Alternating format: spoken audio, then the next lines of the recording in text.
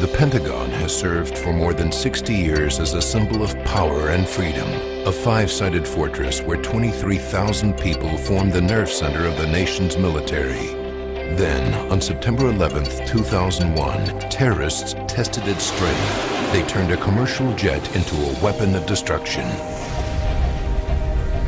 The American people suffered enormous losses that day, but the building itself proved to be a shield. I told her, hold on to me. Don't let me go wherever I go. I got you. We're gonna get out of here. No camera captured the horror of the attack, but computer graphics now illustrate the events at the Pentagon. Behind this terror are stories of heroic acts, bravery, and miraculous survival of those whose fate took only seconds to determine.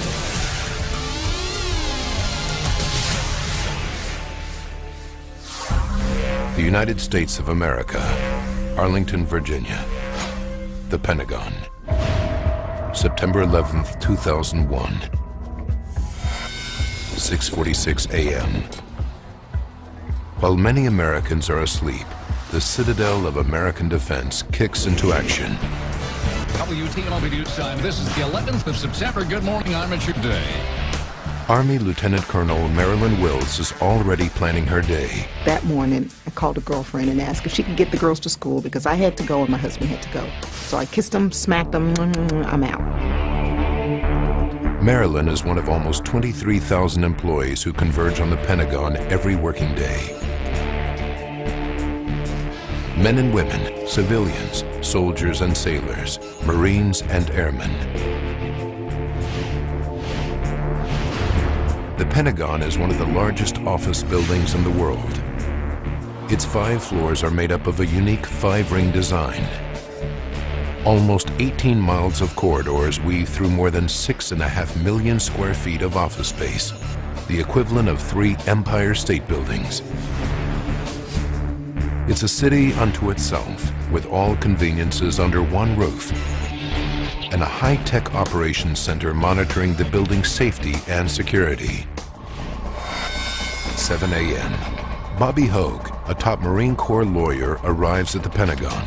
I had a standing breakfast meeting with the Assistant Commandant of the Marine Corps. We met at the General Officers Mess, oh dark 30 as the Marines say. The day also begins early for those catching West Coast flights out of Washington's Dulles International Airport.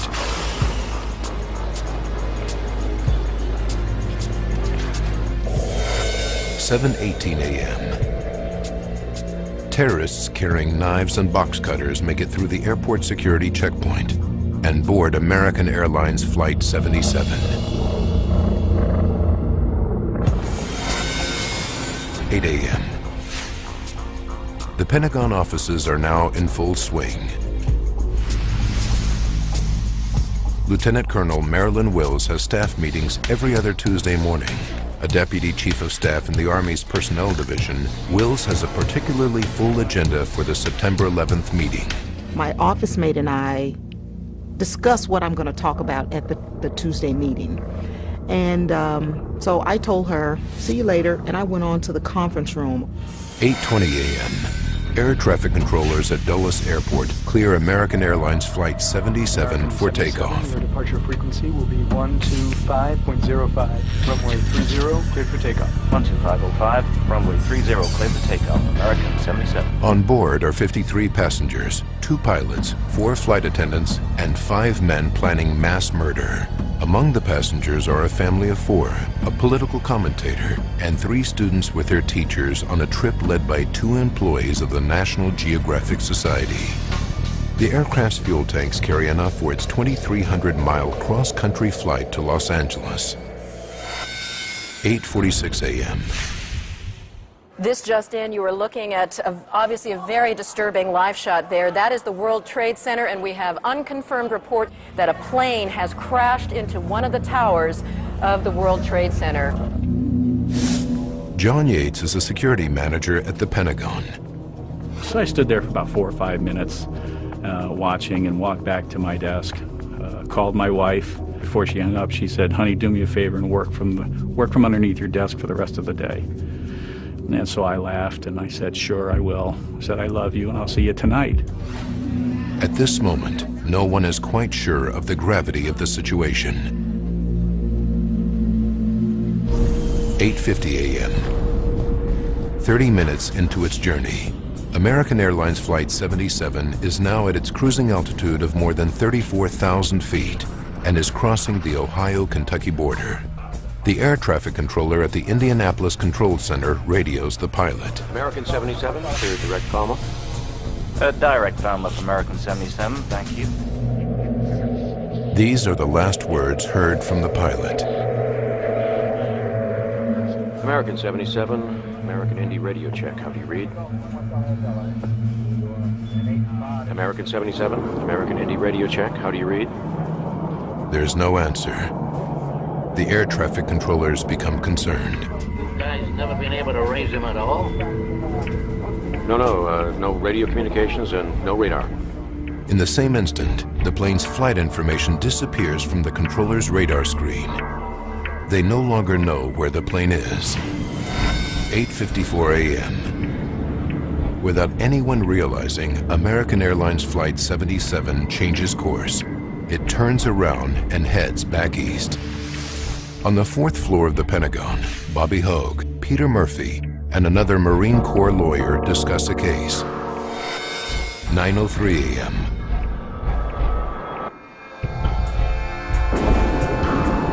A second plane hits the World Trade Center. Bobby Hogue is convinced this is a terrorist attack. So everybody knows now what's happening, and you know, now you have to act. You have to do something. In offices throughout the Pentagon, tension mounts. Lieutenant Kevin Schaefer watches the breaking news on TV from his office on the 1st floor. I couldn't concentrate on my work, and I stood up at my desk, and I just remember just standing there and watching the events unfold. Some of my colleagues were intending to call their wives or their spouses. And, you know, it was an emotional moment where they wanted to reach out. The Pentagon is now a target as the national crisis comes closer to home. Firefighter Alan Wallace is one of a 3-man crew based at the Pentagon's fire station. He's busy checking the Pentagon's fire truck. At noon today, President Bush is scheduled to arrive. 9:30 a.m. Al, this is Chief Campbell. Alan receives a call from his fire chief. The information that Campbell gave me is that the government is considering this a terrorist attack. There's no doubt about it. And something like this could very possibly happen in Washington, D.C. And if that did happen, then our fire truck would be responding to that incident more than likely. Marilyn Wills is still in her meeting, isolated in the conference room on the 2nd floor. She knows nothing about the terrorist attacks on the Twin Towers. And I just happened to glance at my watch and said, boy, this meeting is going a little long. 9:32 a.m. American Airlines has grounded all planes nationwide. As Washington Dulles controllers clear the sky, they spot a fast-moving blip on their radar. It was an unidentified plane to the southwest of Dulles, moving at a very high rate of speed. I had literally a blip and nothing more. Traveling around 500 miles per hour, the plane is heading straight for the protected airspace covering the Capitol and the White House. And it was just a countdown, 10 miles west, 9 miles west, and all of a sudden, the plane turned away.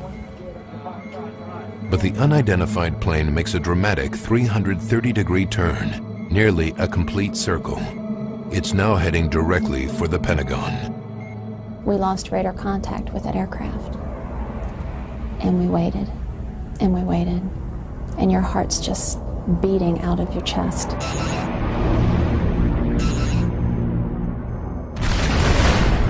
Sequester now continues. September 11th, 2001. 2 airliners fly into the Twin Towers in New York City.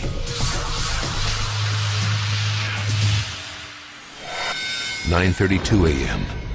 Another aircraft has dropped off the radar and is heading straight for the Pentagon. At 9:37, firefighter Alan Wallace is outside the Pentagon's west wall by his fire truck. We passed the right front corner of the fire truck, and probably 15 feet further than that, and I happened to look up and look to my left, and there is an airplane. 9:38. The Boeing 757, now at 530 miles per hour, is 1 second from impact. It flies so low it knocks down 3 streetlights and crashes into the Pentagon's west side. A security camera captures the immediate aftermath. This is the only photographic evidence that exists of the impact. The plane tears through the west wall. Kevin Schaefer's office on the first floor takes a direct hit. I just remember a gigantic fireball, the space exploding and knocking me to the ground. I was on fire, and I knew I had to extinguish the flames, but it just happened so quickly, and truly, literally, the shock of the moment really disoriented me. John Yates and Marilyn Wills are on the second floor, immediately above the impact zone. Everything I touched burned me. Everything was instantaneously hot, just like the inside of an oven. And I could feel water on my back from the sprinklers. Someone grabbed the back of my pants, and I told her, hold on to me. Don't let me go. Wherever I go, I got you. We're going to get out of here. So we started to crawl. I was first, and then civilian was behind me. Not knowing there were several people behind her, because you couldn't see anyone. If you put your hand in front of your face, you could not see your hand. It was that dark with smoke. And the lady behind me tugged on my pants and said she couldn't go any further because the smoke was just so intense. And she's like, every time I breathe, it hurts. And so I had on my black army sweater. And whatever was falling from the ceiling, liquid, I was putting my sweater in it and sucking on it because my mouth just felt like it was on fire. And so I passed it to her and I said, just suck on this. And I said, don't swallow, just suck on and spit it out. Operators in the building's Defense Protection Service Communication Center receive frantic phone calls from trapped employees. They coordinate the rescue effort and stay at their desks even while the entire building is being evacuated. On the 4th floor, 24 feet above the plane's impact, Bobby Hogue is thrown across his office. Thick black smoke turns day into night. Bobby and 4 co-workers fight to breathe, desperately searching for a way out. But there's a problem with the escape route. To the south of us, the floor is obviously broken open, and that doesn't look stable. We were afraid, and we were in a tight spot.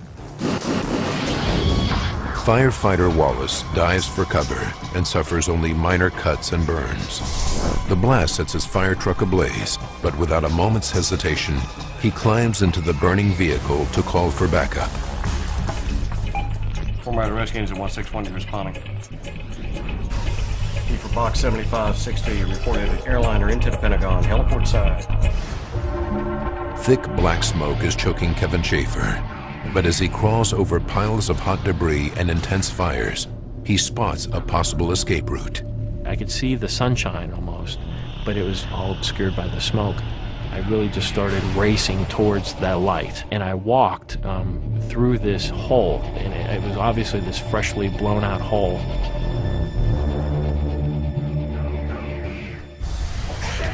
But up on the 2nd floor, Marilyn Wills is still trapped. We just start banging on this windowsill, just with feet and hands and the heel of our hands, and the windowsill popped open. The lady who was behind me was a lot older than we were, so we knew she had to go first. And the soldier who was standing there had been burned severely, so we lowered him down. So at that point it left my boss and I in the window. And I knew my office mate was still in there because she didn't have a meeting. And I knew several other people had to be in that area. And so he told me it was my turn to go. And I told him I couldn't because I wanted to go back. He pretty much gave me an order and said, "You go out of the window now." I think that was the hardest thing I had to do because I knew people were in there. But I knew it was suicidal if we went back. So I got out of the window.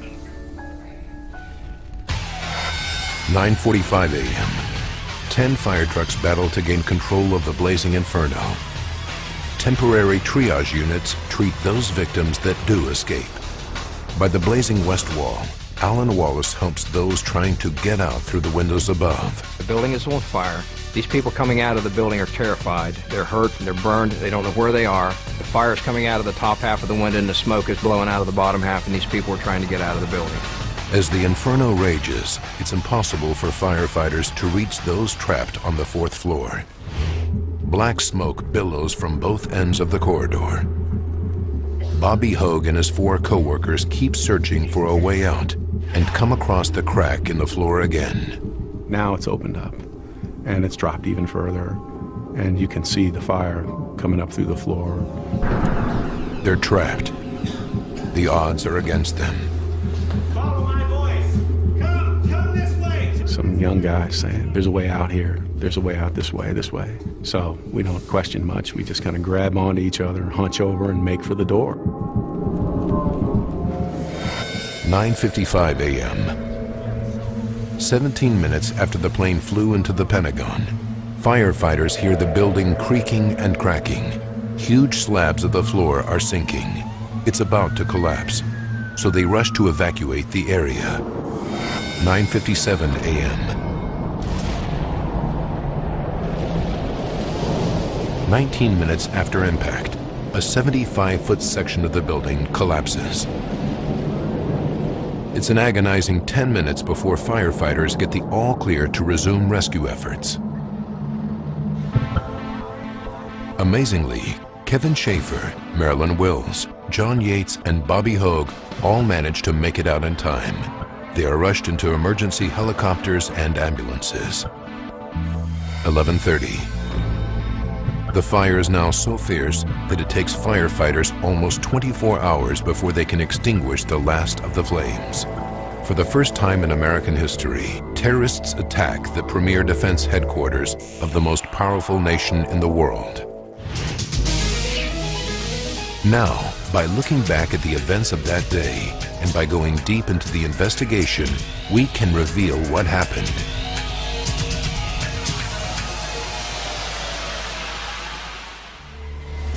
Cutting-edge computer graphics will go where no camera can, into the heart of the disaster zone. This terrorist act has claimed the lives of 184 innocent victims, 59 passengers and crew aboard the plane, and 125 Pentagon workers. Almost 23,000 people work in the Pentagon every day. When the plane crashes into the building at 530 miles per hour, it's loaded with nearly 5,300 gallons of jet fuel. It's an explosive force with the energy of over half a ton of TNT. Much more of the building should have been destroyed. If investigators can figure out how so much of the Pentagon survived, they can protect more people in offices across America and the world. The FBI takes over the crime scene, and the American Society of Civil Engineers gathers a team of 6 fire and structural experts to examine the building's damage. But investigators don't start with the building. First, they need to concentrate on the flight and examine how the plane entered the Pentagon. They begin by listening to air traffic flight recordings. 78 minutes before impact, American Airlines Flight 77 gets clearance for takeoff from Dulles International Airport. American 77, your departure frequency will be 125.05. Runway 30, cleared for takeoff. 12505, runway 30, cleared. These recordings show that for the first 31 minutes, American Airlines Flight 77 was flying on course and in communication with air traffic control. 44 minutes to impact. Data from the aircraft's black box proves that American Airlines Flight 77 begins a 180-degree turn and heads back east over West Virginia. 42 minutes before impact, all contact with the flight is lost. American 77, American Indy radio check. Read. What was happening in that aircraft after the pilot's last communication with air traffic control? As a former air crash investigator with the National Transportation Safety Board, Bob Francis has a good idea. Clearly there was no problem at 8:50. 8:56, hijackers in control of the airplane. one of the very first things the hijackers would have done would have been to turn the transponder off.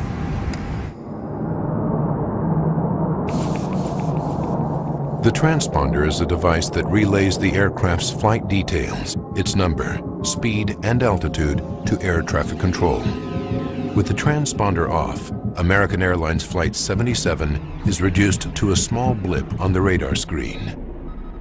They no longer knew which aircraft on their radar was American 77. They basically lost this airplane. This means that for 36 minutes, American Airlines Flight 77 is able to fly east towards Washington, D.C.'s protected airspace, undetected by air traffic controllers. 6 minutes to impact. Suddenly, Washington Air Traffic Controller Danielle O'Brien sees the fast-moving blip headed for the White House. But before she can react, it disappears. 4 minutes to impact. The black box confirms that the plane has entered a dive, dropping 2,200 feet, turning 330 degrees to line up with the Pentagon. It increases its speed to 530 miles per hour. American Airlines Flight 77 penetrates the Pentagon's west wall. This computer recreation shows that the plane is flying dangerously low. Now the angle at which it hits the building becomes the new focus for investigators. It now continues.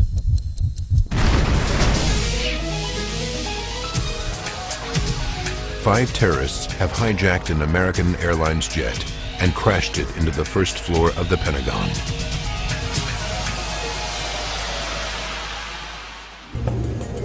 Using advanced computer graphics, we can reveal the chain of events that led to this disaster. Discovering how the plane hits the building is a critical first step in investigating the tragedy. There are no images of the actual impact. The only photographic evidence is from a security camera. It takes one photo every second, but at 530 miles per hour, the plane hits the building between photos. The one shot that would help the investigators, the critical moment of impact, is missing. Lead structural engineer Alan Kilsheimer is one of the first experts on the scene. When I first got there, I had no idea how the plane hit the building. Alan focuses on the plane's entry point. You could see the marks on the limestone where the right wing had made a mark as it went in. So you knew it was banked with the right wing higher and the left wing lower. 9:38. The plane comes in at an angle. The right wing hits the sturdy cement and steel base of the first floor slab and breaks off. But what happens to the left wing? Investigators make another discovery. Just in front of the left side of the hole, they find pieces of an aircraft wing buried nearly 2 feet into the earth. Investigators now know exactly how the plane hit the Pentagon. The plane approaches the west wall diagonally, flying nearly level with the ground, until 1/10 of a second before impact, the plane rolls slightly to the left. At the moment of impact, the lower left wing and engine strike the ground at nearly the same instant that the nose hits the building. It's a critical piece of information because the angle at which it enters the building dictates the path the plane follows inside.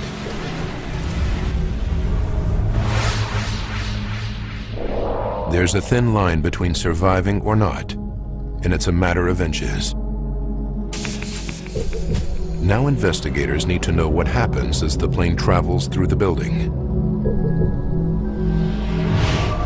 For clues, they turn to dramatic footage of a controlled aircraft crash test.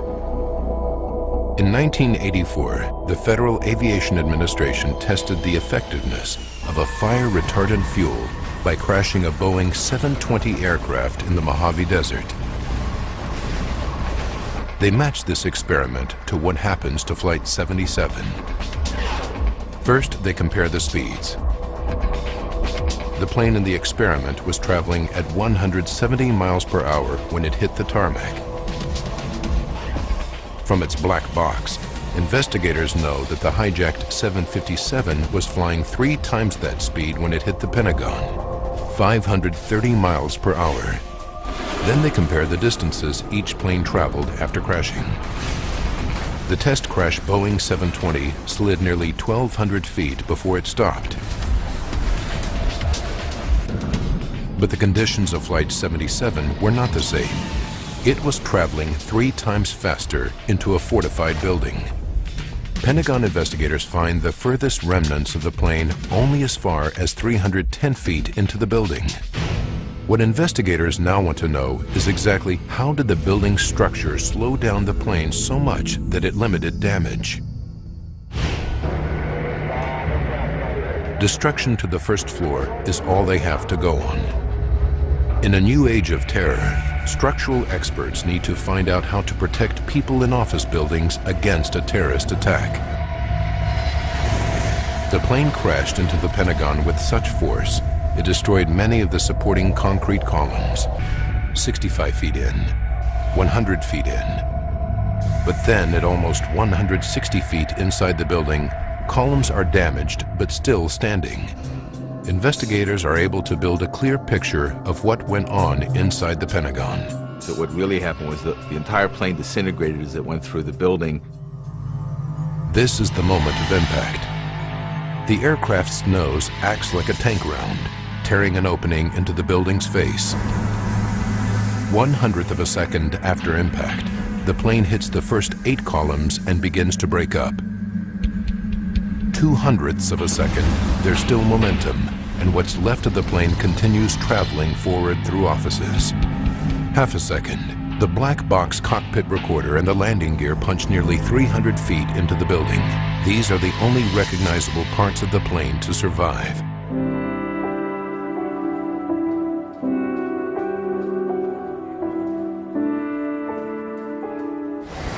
The plane tears through the first floor offices, just below John Yates and his colleagues. But it is fire and toxic smoke that claims the lives of nearly 2/3 of the victims. Fire protection engineer Tom Stanton evaluated the performance of the building.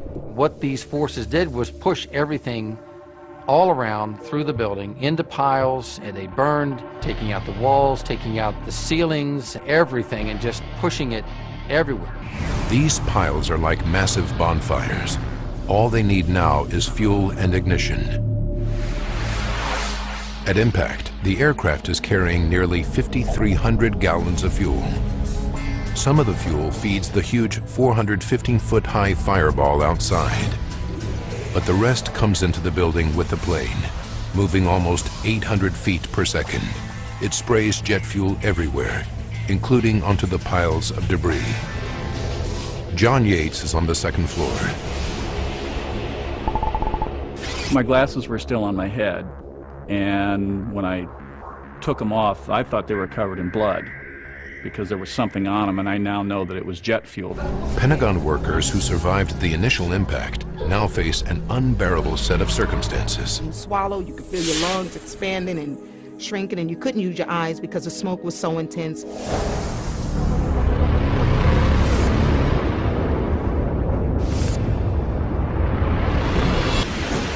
Conditions are intolerable. Fires and explosions rage along the plane's 310-foot track through the building. As widespread as those fires were, some people, like John Yates, did survive. But how? Just 1 year before 9/11, the Pentagon's fire protection systems were overhauled. Engineers installed high-powered sprinklers that could handle twice the amount of fire. As luck would have it, these new sprinklers existed in the very part of the building the plane hit. John Yates, on the second floor, suffered second and third degree burns over 35% of his body. But without these extra sprinklers, he wouldn't have survived. Sprinklers are the most important thing when it comes to fire suppression or fire protection because they're automatic, they're very reliable, and they do the job and they do it well. But it was a different story on the first floor. Here, investigators were sure no one in the plane's path could have survived, but remarkably, one man did. How he got out alive is an incredible story. Seconds,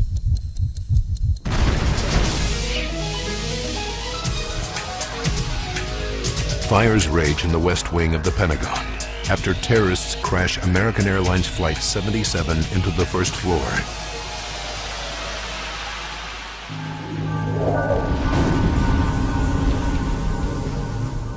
There we were in the heart of the Pentagon, and all of a sudden, in an instant, everything is exploding around me. Dr. Georgine Glatz is chief engineer of the Pentagon renovation program.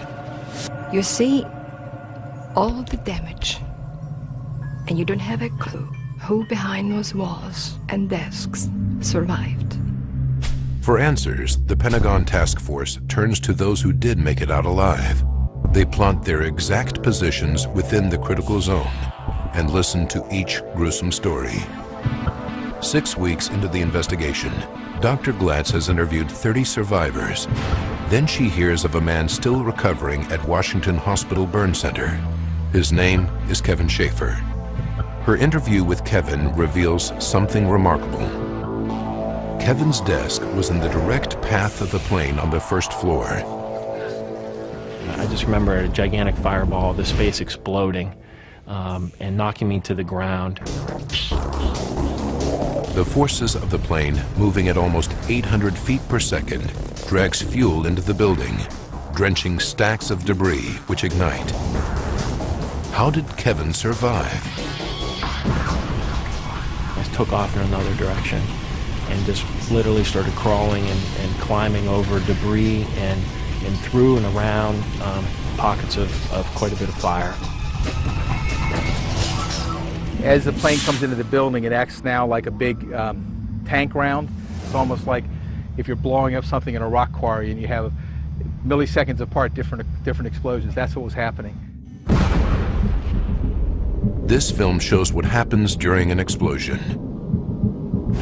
The first stage is the bomb's lightning-fast blast wave.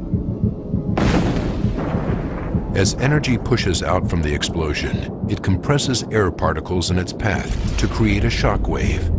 It travels faster than the speed of sound, demolishing everything in its path. Using advanced computer graphics, we see in those milliseconds after impact how the blast wave moves through the Pentagon's first floor. As the plane travels through the building, there are multiple explosions spaced milliseconds apart, creating shock waves that follow a path of least resistance, bouncing off solid objects, moving in chaotic paths throughout the building. The ricocheting blast waves miss Kevin, but if he had been standing just inches to his left or right, he would have been hit squarely by the blast waves. Had I been knocked unconscious, I don't think I would have survived in that space. I mean, I clearly wouldn't have. The blast waves that miss Kevin blow a hole into a roadway. This provided his only means of escape. Kevin got out by crawling another 88 feet. He suffered burns over 42% of his body and had 2 cardiac arrests while in the hospital. How the blast waves that missed Kevin behaved has to do with the Pentagon's unique design. The Pentagon consists of 5 rings. The roadway that separates B and C rings is called A&E Drive. The shock waves raging through the first floor are enclosed within 3 rings of offices. There was no way for the pressure from all these explosions to relieve itself. And the first time it could relieve itself is when it hit A&E Drive.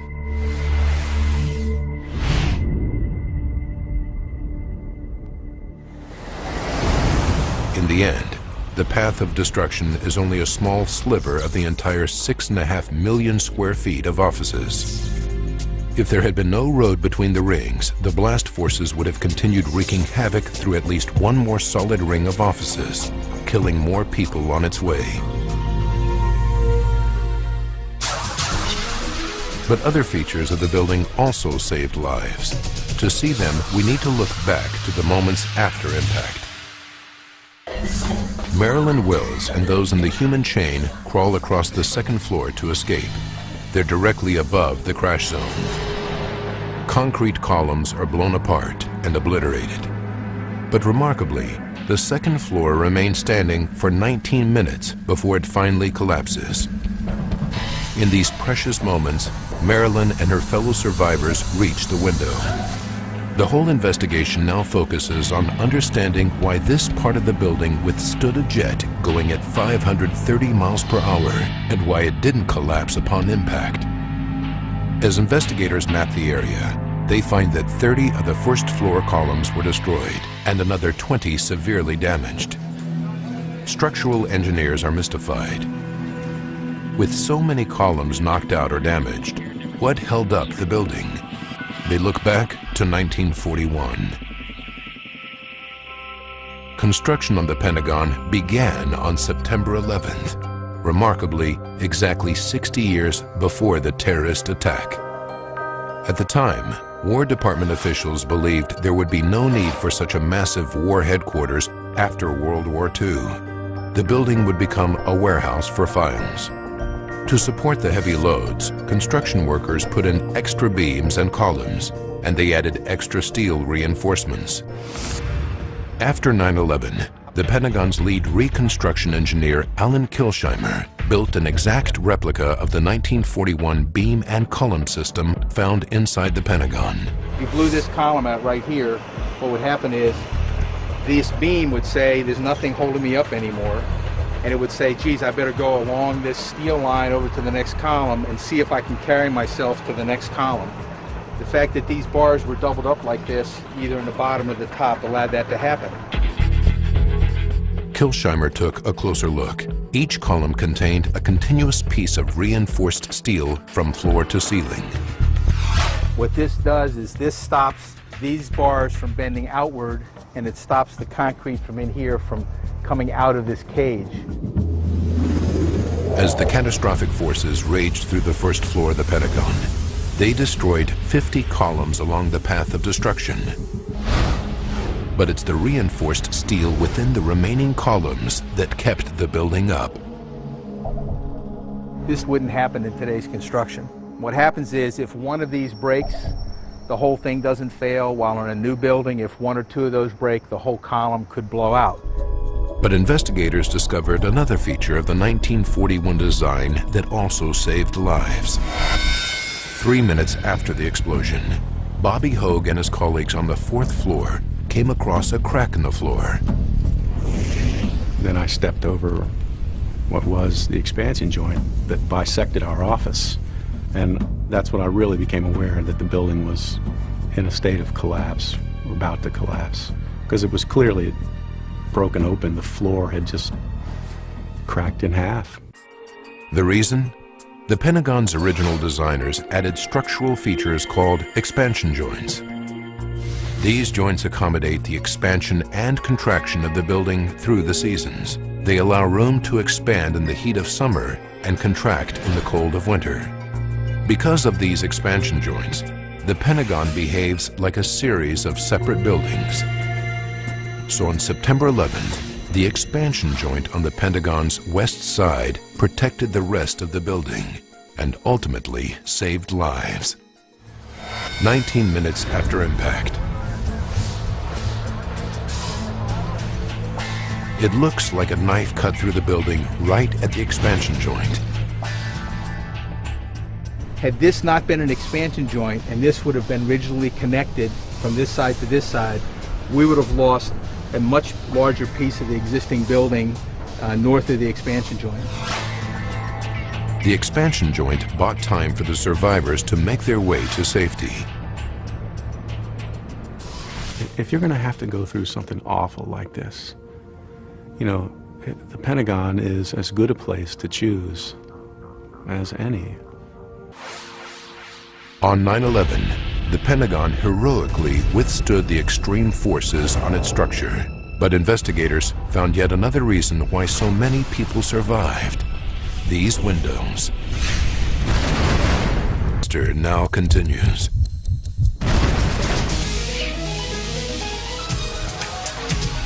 Investigators are uncovering the secrets of how the Pentagon withstood the 9/11 attack and how so many people survived. When the plane hit the Pentagon's west side, Bobby Hogue looked out the window and saw fire engulf the building. But that fire never touched him. Why? The answer was right in front of him. in the window. If someone had come to me in 2000 and said, we need to put a bomb-proof window in your office, I'd have said, get out of here. What are we going to do with a bomb-proof window, you know? Well, guess what? Yeah, sure came in handy. In 1995, 168 people died in the Oklahoma City bombing. This and other acts of terror on office buildings taught building experts vital lessons. Engineers came up with improvements, including tougher windows. So where there were blast resistant windows, people were able to escape, especially on upper floors. These windows, just feet from the plane's entry point, are still intact. Without them, Bobby and hundreds more Pentagon workers could have died. By 9/11, the Pentagon had installed these life-saving features into an area of the building known as Wedge 1. When the terrorists lock onto their target on the morning of September 11th, it is this renovated section that appears in their sights. But the Pentagon renovation program also saved lives in ways no one could have predicted. On 9/11, the plane enters the building diagonally into Wedge 1, but continues wreaking havoc into another section known as Wedge 2. Normally, 5,000 people work in this space, but by September 11th, renovation of this second wedge was underway. A few weeks earlier, most of the 5,000 employees who work in Wedge 2 were relocated to temporary offices elsewhere. Had this been in another area of the building, there could have been tremendously higher, 10 times the amount of losses, much more on the magnitude of New York City. Finally, investigators pieced together the tragic course of events. 8:20, American Airlines Flight 77 takes off from Washington's Dulles Airport with 53 passengers and 6 crew aboard. 8:56, hijackers turn off the aircraft's transponder. Air traffic control loses Flight 77. 9:38, the Boeing 757 flies into the first floor of the Pentagon. In milliseconds, the aircraft begins to disintegrate. Fuel spews through the building. Violent fires and explosions track the plane's brief but deadly journey. 9:39, the sturdy 1941 construction, expansion joints, and blast-proof windows withstand the impact, allowing many Pentagon workers to make their way to safety. 9:57, only 1/5 of the area hit collapses. All the passengers and crew and 125 Pentagon workers perish. The heroism of the Pentagon employees themselves saved countless lives. Any service member, a soldier, airman, Marine, it's something in you that you never leave your comrades. When that lady grabbed the back of my pants, I believe that was the best thing that happened to me that day. I was no longer responsible for Marilyn Wills. I was responsible for her and all of those people who followed her.